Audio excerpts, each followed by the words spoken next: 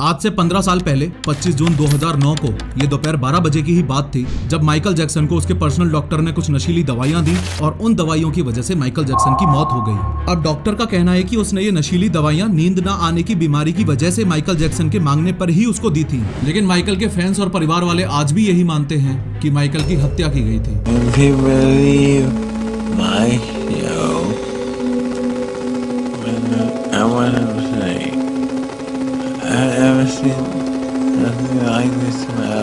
देखो, हुआ कुछ ये था कि अपनी मौत से एक दिन पहले यानी कि 24 जून 2009 को माइकल एक कॉन्सर्ट की रिहर्सल कर रहा था। इस बात पर ध्यान देना कि ये माइकल की जिंदगी का आखिरी कॉन्सर्ट होने वाला था। इस कॉन्सर्ट का नाम था दिस इज इट और ये जुलाई में लंदन के द O2 अरीना में होने वाला था। ये कॉन्सर्ट माइकल के लिए इसलिए भी खास था क्योंकि पिछले काफी सालों में माइकल ने कोई भी परफॉर्मेंस नहीं दी थी।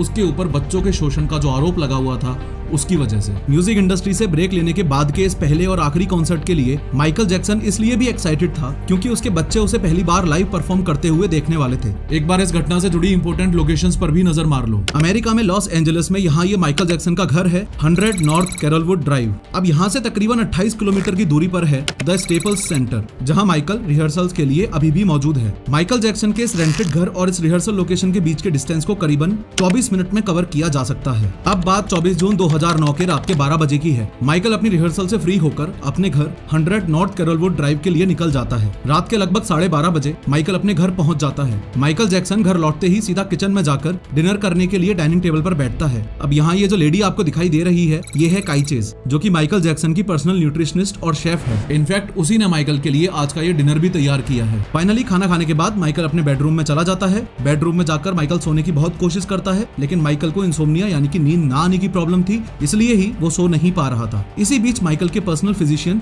कॉनराड मरी की इस घर में एंट्री होती है। ये बात यहाँ आपको पता होनी चाहिए कि इस कॉनराड मरी को दिस इज इट कॉन्सर्ट के ऑर्गेनाइजर्स ने खास माइकल के लिए ही हायर किया था। चूंकि माइकल को इंसोम्निया था तो उसे बिना दवाई के नींद नहीं आती थी। माइकल जैक्सन को हर रात एक दवाई लेकर सोने की आदत थी, इसलिए उसने अपने स्वीट में अपने बेडरूम के बगल में ही एक मेडिकेशन रूम और बनवा रखा था। हर रात की तरह आज भी यानी 24 जून की रात को भी माइकल को नींद नहीं आ रही थी, इसलिए वो अपने उस मेडिकेशन रूम में जाता है। अभी करीबन रात के 1 बज रहे हैं और कॉनराड मरी मेडिकल रूम में ही नींद आने की दवाई देने की प्रिपरेशन कर रहा है। जितनी देर कॉनराड मरी माइकल की दवाइयों की प्रिपरेशन कर रहा है उतनी देर आप ये समझो कि कॉनराड माइकल को प्रोपोफोल नाम की एक एनेस्थेटिक दिया करता था और इसी दवा को देने के लिए कॉनराड हर रात माइकल जैक्सन के घर जाता था। खैर, रात को 1:30 बजे हर रात की तरह ही माइकल के डॉक्टर कॉनराड ने माइकल को पहले डायज़ेपम, लोराज़ेपम और मडाज़ोलम नाम की एनेस्थेटिक्स दी, लेकिन शॉकिंगली कोई भी दवा काम ही नहीं कर रही थी क्योंकि माइकल जैक्सन को नींद ही नहीं आ रही थी। फिर कॉनराड ने माइकल को बहुत सारे इंजेक्शंस लगाए, लेकिन उनसे भी कोई असर नहीं हो रहा था। ये नींद और दवाई देने का तमाशा 8-10 घंटे तक चलता रहा और फिर लास्ट में वो हुआ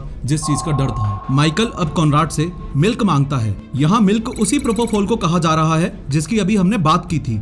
ये एक तरह का एनेस्थेटिक है जिसे डॉक्टर्स सर्जरी के दौरान यूज करते हैं। आगे बढ़ने से पहले मैं थैंक्स बोलना चाहूंगा इस वीडियो के स्पॉन्सर ओडू को, जो कि एक all in one business management software है और आपकी कंपनी को डिजिटलाइज और मैनेज करने में हेल्प करता है। अगर आप अपने बिजनेस में ट्रांसपेरेंसी और एफिशिएंसी चाहते हैं तो ओडू का साइन ऐप एक परफेक्ट सॉल्यूशन है। ओडू साइन से आप किसी भी डॉक्यूमेंट पर डिजिटल सिग्नेचर कर सकते हैं बिना किसी पेपर और पेन के झंझट के। ये सिक्योर्ड और लीगली बाइंडिंग है और ऑफिशियल रेगुलेशंस को भी फॉलो करता है। इसका यूजर फ्रेंडली इंटरफेस आपको अलाउ करता है कि आप आसानी से अपने कस्टमर्स, क्लाइंट्स, पार्टनर्स और बाकी पार्टीज के साथ डॉक्यूमेंट्स शेयर कर सकें। ये एडवांस्ड एन्क्रिप्शन टेक्निक के साथ 100% सिक्योर्ड है। इसमें कई फीचर्स हैं जैसे auto signature suggestions, multi company support और साइनिंग ऑर्डर, जो इसे और भी उपयोगी बनाते हैं। डॉक्यूमेंट्स डिजिटली स्टोर्ड होते हैं जिससे प्रिंटिंग और मेलिंग कॉस्ट कम हो जाती है। ये ऐप रियल टाइम ट्रैकिंग भी प्रोवाइड करता है जिससे आप इसके डैशबोर्ड से ओवरव्यू ले सकते हो। हर स्टेप पर अपडेटेड रह सकते हो कि किस डॉक्यूमेंट का क्या स्टेटस है। इसके इंटीग्रेशन ऑप्शंस की मदद से आप ओडू की बाकी एप्स के साथ इस ऐप को भी सीमलेसली इंटीग्रेट कर सकते हो। ओडू साइन आपके बिजनेस के डॉक्यूमेंट साइनिंग प्रोसेस को और भी ज्यादा एफिशिएंट और स्मूथ बनाता है। तो आज ही इस्तेमाल करो ओडू ई साइन को और एक्सप्लोर करो ओडू को।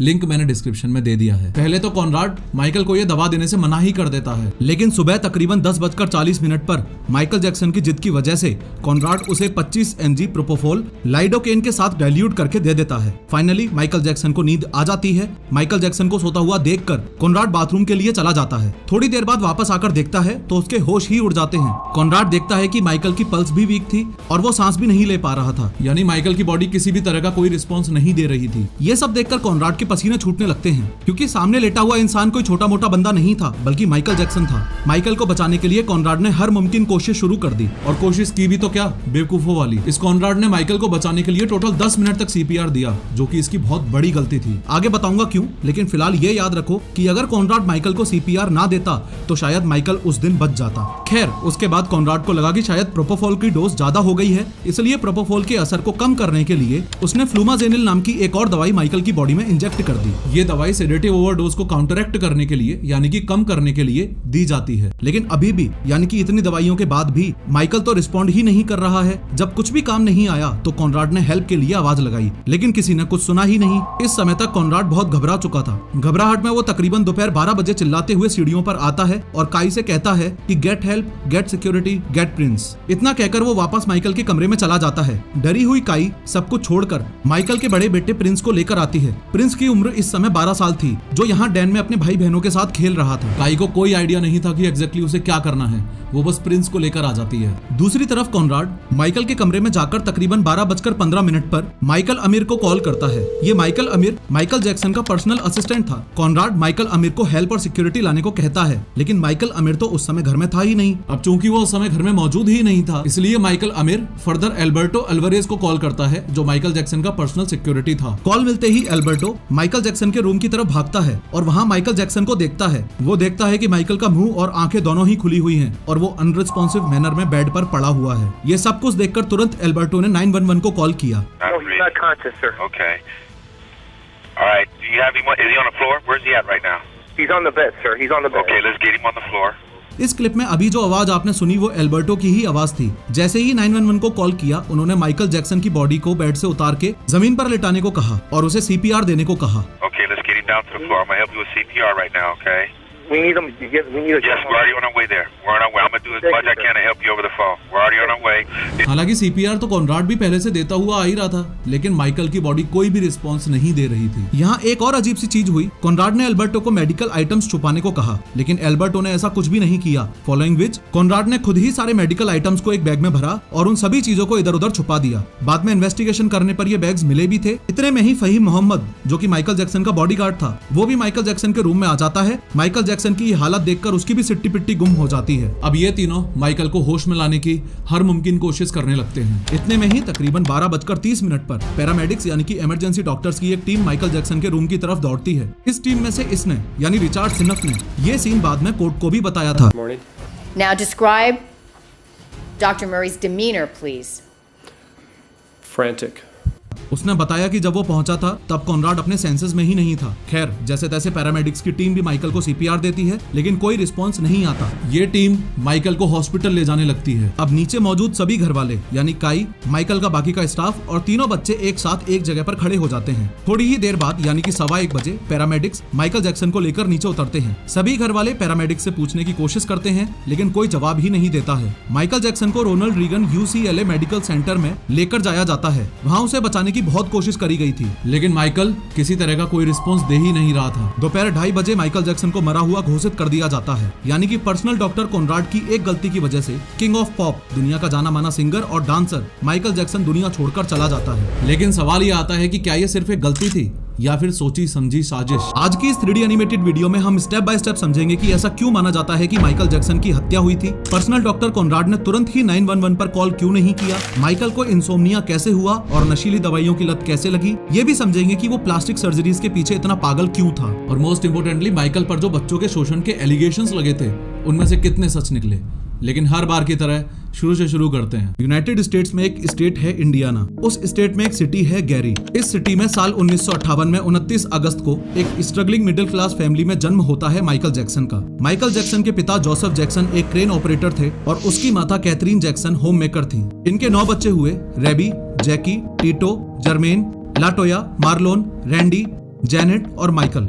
इन 9 बच्चों में से सिर्फ 5 बच्चों ने, जैकी, टीटो, जर्मेन, मार्लोन और माइकल ने अपने पिता के कहने पर एक बैंड बनाया जिसका नाम था जैक्सन 5। माइकल जैक्सन के पिता जो ये बात अच्छे से जानते थे कि अगर इस दुनिया में जल्दी से पैसा कमाना है तो एंटरटेनमेंट इंडस्ट्री से बेस्ट ऑप्शन कोई भी नहीं हो सकता। वैसे भी देखा जाए तो इसका परफेक्ट एग्जांपल हम आज भी देख सकते हैं कि कैसे ये टिकटॉक बनाने वाले आज लाखों कमा रहे हैं। शायद जो को ये एहसास हो गया था कि अगर वो अपने बच्चों को इस फील्ड में भेजते हैं तो काफी अच्छा पैसा कमा सकते हैं, इसलिए बहुत कम उम्र में ही जो ने अपने 5 बच्चों को एंटरटेनमेंट सेक्टर में डाल दिया था। इसका नतीजा ये रहा कि उनका ये ग्रुप काफी फेमस भी हुआ था और उस समय जैक्सन 5 ने दुनिया में काफी धूम मचा रखी थी। लेकिन इन 5 में से सबसे ज्यादा पॉपुलैरिटी और अटेंशन ग्रैब किया माइकल ने। 5 भाइयों में माइकल सबसे छोटा था, डांस और सिंगिंग में सबसे अच्छी